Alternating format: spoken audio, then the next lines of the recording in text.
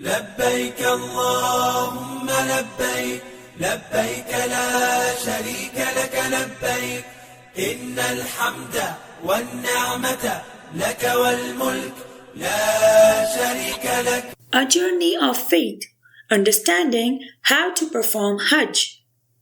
Hajj, the sacred pilgrimage to Makkah, is one of the 5 pillars of Islam. It is a journey of devotion, reflection, and deep spiritual renewal. There are 3 main types of Hajj that a pilgrim can perform: Hajj al-Tamattu, Hajj al-Ifrad, and Hajj al-Qiran. Each type has slight differences in rituals and timings. Hajj al-Tamattu is the most common among international pilgrims, where Umrah is performed first, followed by Hajj during the same trip. Hajj al-Ifrad involves performing only Hajj without combining it with Umrah, while Hajj al-Qiran includes both Umrah and Hajj together with one intention and without removing the Ihram in between. In this video, we will focus mainly on Hajj al-Ifrad. Let's begin. As they near Makkah, pilgrims enter a state known as Ihram and make their intention for Hajj. Men wear 2 simple white cloths while women wear modest clothing. All adornments are set aside. Everyone becomes equal before Allah. Day 1, 7th of Dhul-Hijjah, arrival in Masjid al-Haram. The first rite is Tawaf al-Qudum. It is walking 7 times around the Kaaba counterclockwise. Each step is filled with remembrance and reverence for the Creator. Day 2, 8th of Dhul-Hijjah, arrival in Mina. Day of Talbiyah is when pilgrims move to Mina, where they spend the night in prayer and rest preparing for the most sacred day of the pilgrimage. Day 3, 9th of Dhul-Hijjah, or Day of Arafah. On this day, pilgrims travel to Arafah, pray Zuhr and Asr as combined and shortened prayers. It is the most crucial day of Hajj. Standing on the plain of Arafah from Zuhr to Maghrib, they pray, cry, and ask for forgiveness. This is known as Wuquf, the standing. It is the essence of Hajj. The Prophet Muhammad ﷺ said, Hajj is Arafah. After sunset, pilgrims travel to Muzdalifah, where they pray under the open sky and collect pebbles for the symbolic stoning ritual. The Prophet Muhammad ﷺ spent the night here, resting on the bare ground and teaching us humility of Hajj.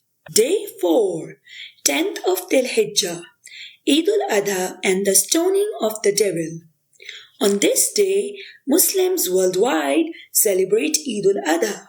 Meanwhile, in Mina, pilgrims perform Rami al-Jamarat, throwing 7 stones at every pillar symbolizing Shaitan. At each pillar and pebble, they say Allahu Akbar, meaning Allah is greatest. This act commemorates Ibrahim's rejection of the devil's temptation. Afterward, pilgrims offer a sacrifice, echoing Ibrahim's willingness to sacrifice his son in obedience of Allah. This meat is shared with the poor. Then comes the shaving or cutting of hair, symbolizing purification and rebirth. Tawaf al-Ifada. After the first day of stoning, pilgrims return to the Kaaba to perform Tawaf al-Ifada, circling the sacred house 7 times. Days 5 to 7, 11th of Dhul-Hijjah to 13th of Dhul-Hijjah, continued stoning at Mina. Each day, they throw 7 pebbles at each of the 3 stone pillars, Jamarat al-Sughra, al-Wusta, and al-Aqaba, remembering the rejection of evil and following the footsteps of Prophet Ibrahim a.s. This is known as the Ajjul, departing early. If a pilgrim leaves Mina before Maghrib on the 12th, their Hajj is complete and they are not required to stay for the 13th. However, it is completely permissible to remain in Mina for one more day, the 13th of Dhul-Hijjah, and repeat the stoning of the 3 Jamarat again. Farewell Tawaf. Before leaving Makkah, pilgrims perform Tawaf al-Wida, the farewell Tawaf.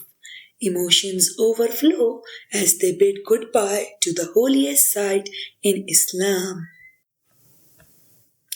The impact of Hajj. The journey of Hajj ends, but its impact lasts forever. Pilgrims return home spiritually renewed, often with a new sense of humility, discipline, and love for humanity. In a world divided by differences, Hajj unites millions in dress, purpose, and prayer. A timeless reminder that before Allah we are all equal.